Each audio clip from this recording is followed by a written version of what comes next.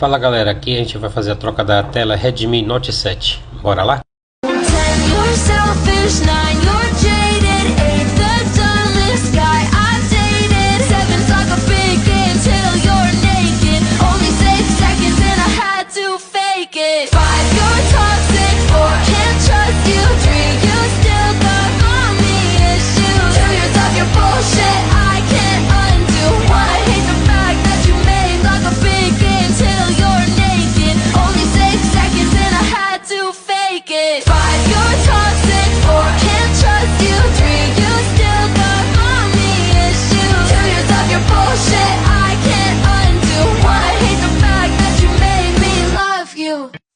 E tá feita a troca da tela Redmi Note 7. Se você gostou desse vídeo, curta, comente e compartilhe. Obrigado e até o próximo vídeo.